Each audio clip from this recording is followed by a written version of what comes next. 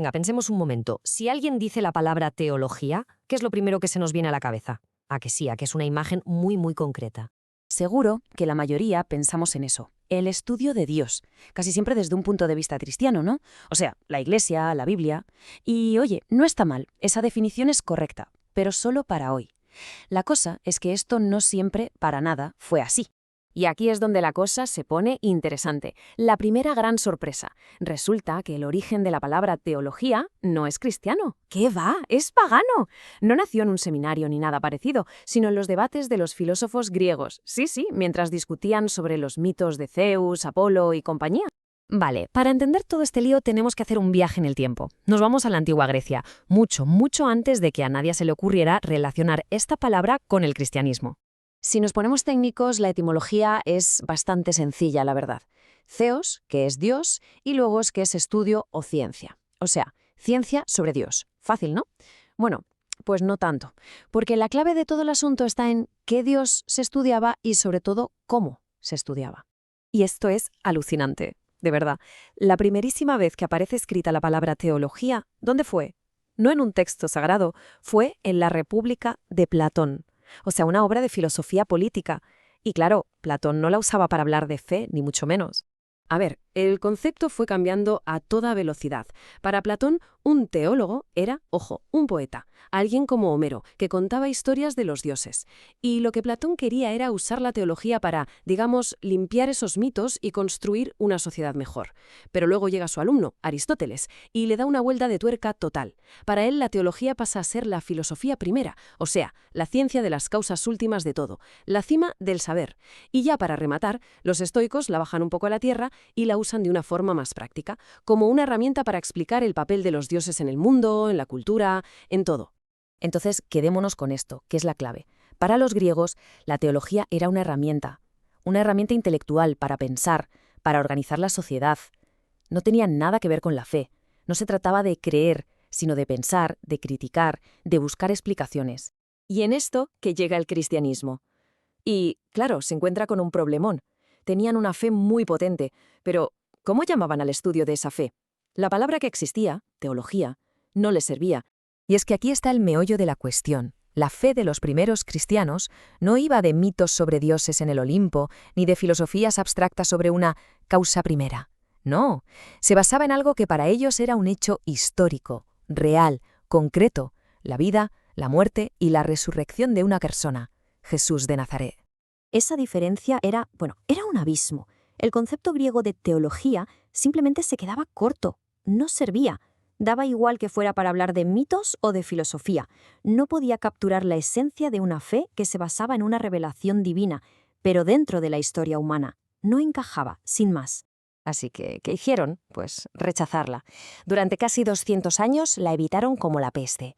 No busquen teología en el Nuevo Testamento, porque no está. Los primeros líderes de la Iglesia, los padres apostólicos, ni la tocaban. Para ellos era una palabra contaminada, manchada por el paganismo, y chocaba de frente con su idea de una verdad revelada por Dios. Pero, y esto es lo fascinante, la palabra no murió.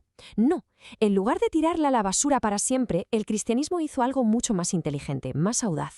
La conquistó desde dentro, la cogió, la vació de su significado pagano y la llenó con uno nuevo. Fue un proceso largo, ¿eh? Una especie de purificación. Primero, allá por el siglo II, la palabra empieza a asomar la cabeza otra vez, pero con un significado muy, muy concreto. El estudio de la Trinidad. Punto. Siglos más tarde, en la Edad Media, los grandes pensadores todavía iban con pies de plomo. Preferían usar otras palabras, como sacra doctrina, para dejar clarísimo que todo se basaba en las Escrituras. Y no fue hasta el siglo XIII que la palabra teología se asienta del todo, ya con su nuevo traje, la ciencia de Dios, donde fe y razón van de la mano. Y con ese nuevo significado no solo se asentó, sino que llegó a lo más alto. En la Edad Media, la teología era, literalmente, la reina de las ciencias. Todas las demás, la filosofía, las mates, la música, todo, estaban a su servicio. ¿Por qué? Porque se consideraba el saber más importante y elevado que podía existir, el conocimiento sobre Dios. Pero claro, toda reina tiene su momento, y después del auge vino la caída, o al menos un desafío en toda regla. La modernidad llegó para ponerlo todo patas arriba. Fue una tormenta perfecta, la verdad. Primero, la Reforma Protestante, luego el boom de las ciencias naturales, Y la puntilla final, la ilustración. Todo esto cambió las reglas del juego por completo. La razón se coronó como la nueva reina y la fe, la fe quedó relegada al ámbito de lo privado. Y la teología, que había sido la reina, fue, digamos, exiliada del centro del debate público. Así que la teología tuvo que replegarse, sí. Se retiró del gran escenario público al espacio más íntimo de la fe. Pero ojo, que se retirara no quiere decir que desapareciera, para nada.